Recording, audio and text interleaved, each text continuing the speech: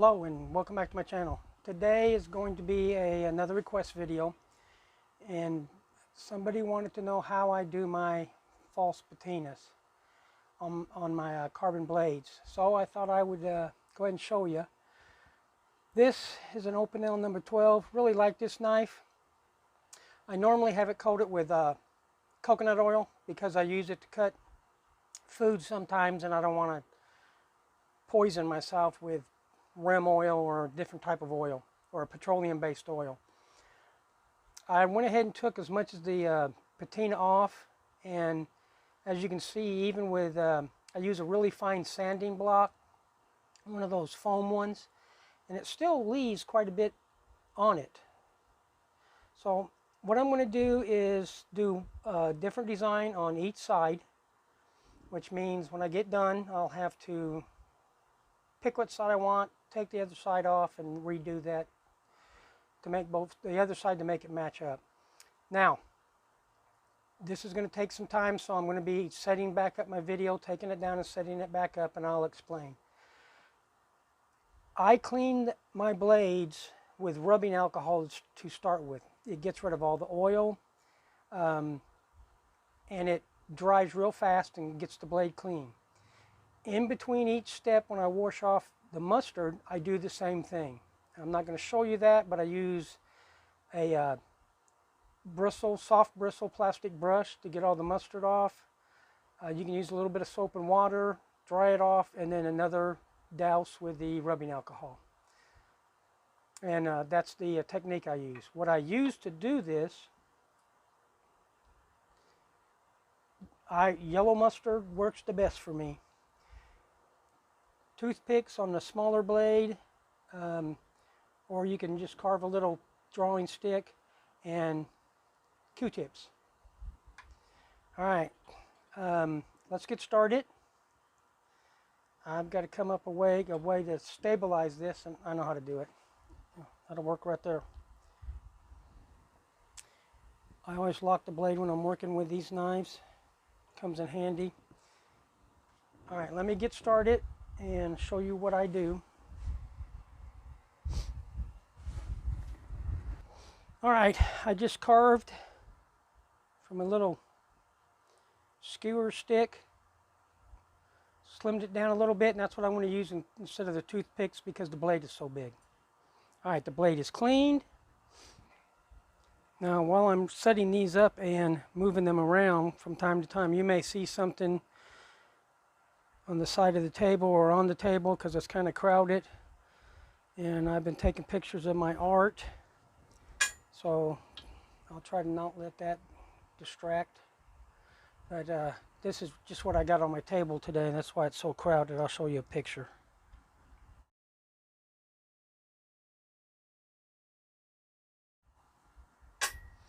Okay, I'm using magnets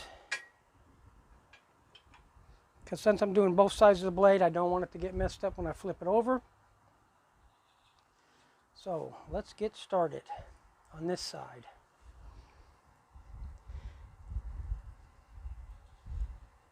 Okay. Now it's kind of interfering with the carbon blade, the magnets are, but it's really, I just glob it on.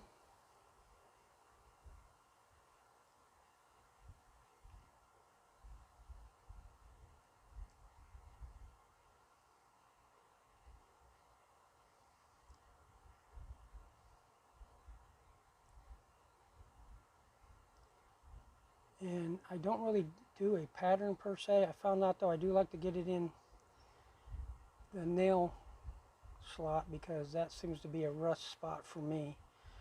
So that keeps it from rusting, gives it more protection. You don't have to hold your pinky out. I just do that. Okay, that's one side. And on this one, I'm going to use the big blobs because I do the back, the spine rather. And then for the other side, that's what I did not want to have happen. So I'm going to hold it. That shouldn't bother it that much. And I'm going to put big gobs.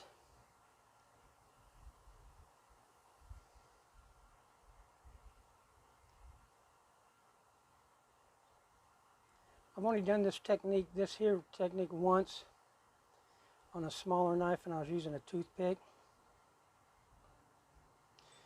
But it turned out pretty good. All right. I'm actually going to break this to make it easier to handle.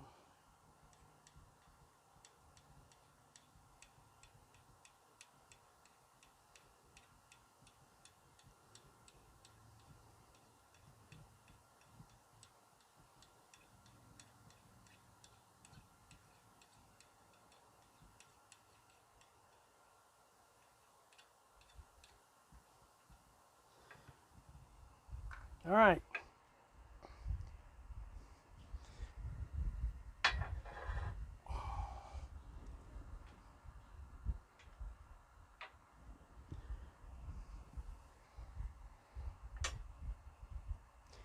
First coat done. Now I let these sit for 25 minutes, so I'm going to shut down the camera, and 25 minutes later I'm going to come back. We'll look at it. I'm going to take it in. I'm out in my shop. I don't have a sink, so I'm going to take it inside and clean it off.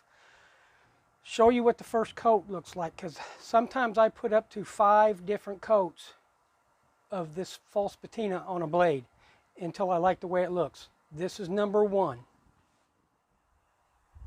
All right, been 25 minutes. And as you can see the dark staining around the mustard. Now what I'm going to do is I'm going to go inside and clean this, bring it back and show you what the first layer looks like, and put another layer on it. Now, like I said, water, soft bristled plastic brush, maybe a little bit of soap, and then I'll rinse it off and put I'll run it through another rubbing alcohol bath. Just rub it on and let it dry. And then I will show you what it looks like and put on another coat. All right, just got it cleaned up. And let's look at it. Now that right there looks pretty good if you want to just leave it like that. But I'm going to put another coat on it to see what happens, because I want it to be a little bit more complicated than what the pattern is right now. So this is the side I did first, so we'll do it first again. I'm not going to put any on the back. That looks okay. You don't see it that much. The next time you see this after, I'm going to put the coating on it. I'm going to let it dry, and then I'm going to go ahead and clean it up. You've already know what it looks like dried, so that's no big deal. But I'm going to show you the pattern I put on it, or how I put it on, and what it looks like afterward. Okay, I want to make sure I got the right one. And usually you won't be doing 2 different patterns on each blade. You'll be using the same technique on each side of the blade, rather. And this is, I just randomly dab it on. And what you're really looking for is the outside lines of the globs is where you get the most definition from. And they'll lay on top of each other and make it look like little intricate patterns. So you don't have to be doing this with a fine tool, as you can see. Now, put on the globs. I think I've got an idea what I'm going to do with this one.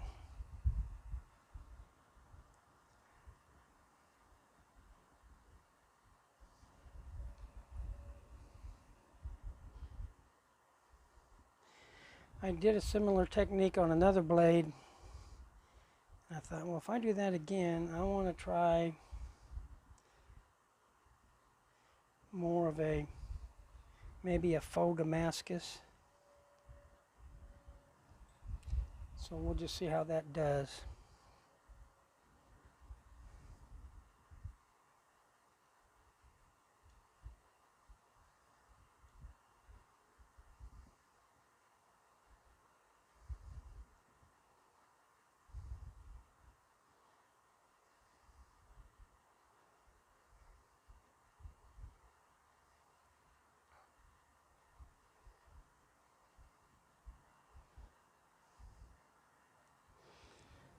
All right.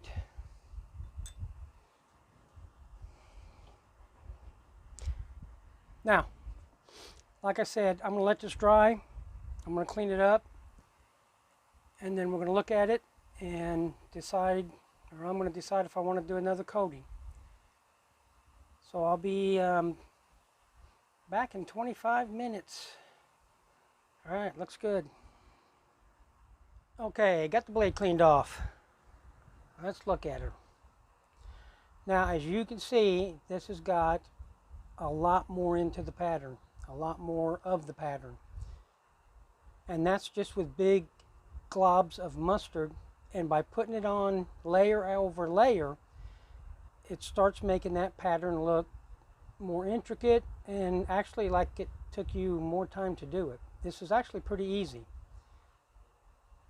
Now there's that pattern, and I'm kind of liking this one.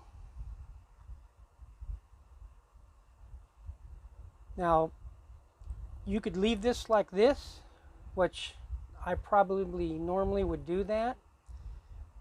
This one I do want to work on a little bit, so I'm going to put another coat on it, put another coat on both of them, so you get an idea what it is and what you're getting when you layer these. And don't try to do this all with one get-go. You want to do the layers, because as you can see, the second layer changed the character of the design quite a bit. So let's put another layer on and see what we get.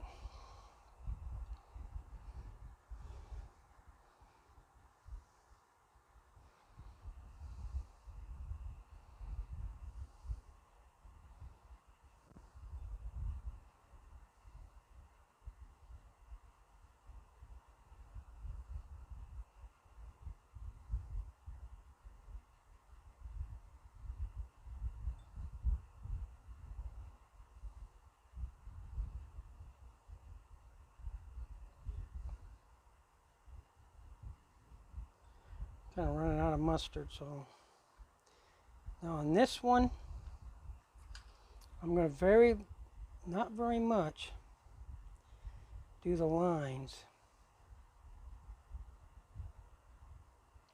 but not a lot.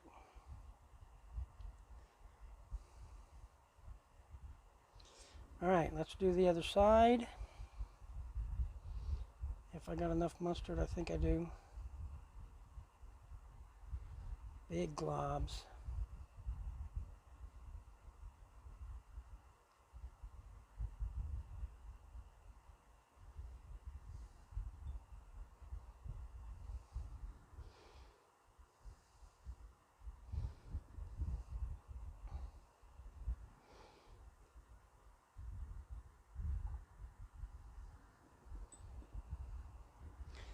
All right. I'm kind of making them squiggly.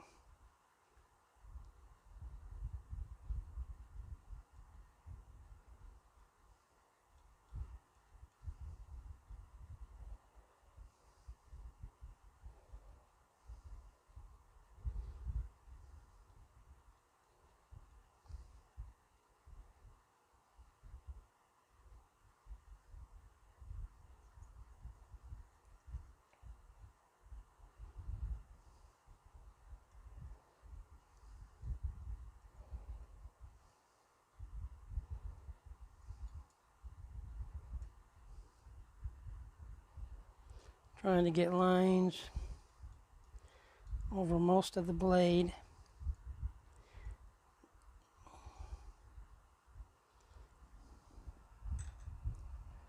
All right, go.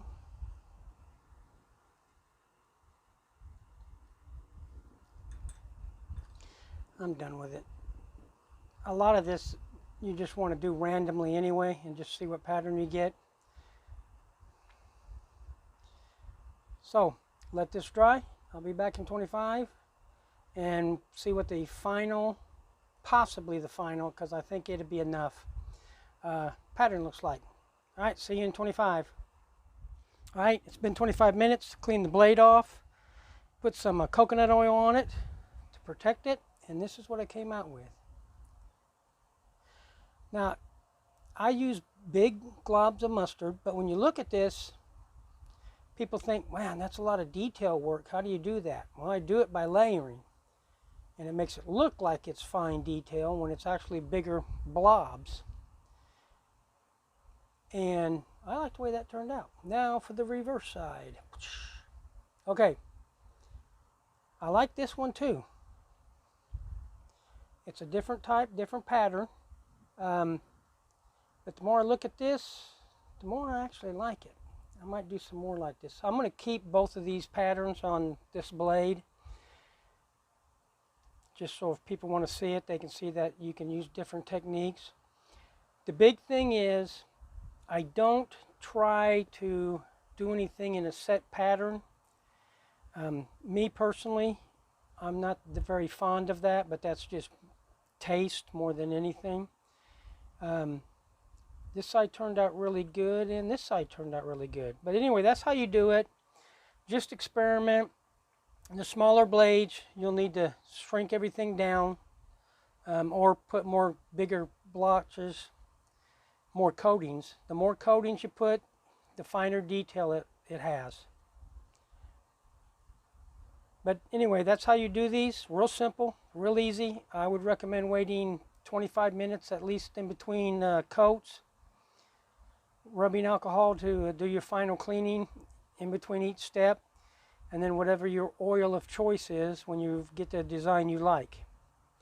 So these are where I'm going to keep them for at least a while. The good thing is, if you get tired of it, I use a fine sanding foam block to take it off, take most of it off, do this over again, and some of that old pattern will show through and make it even more intricate, and it adds depth to the design. But yellow mustard, whatever method you want to use to put it on, time, and cleaning it up, and this is what you get. And again, remember, if you like my content, to subscribe, leave a comment, and hit the like button. And thanks again for watching my video.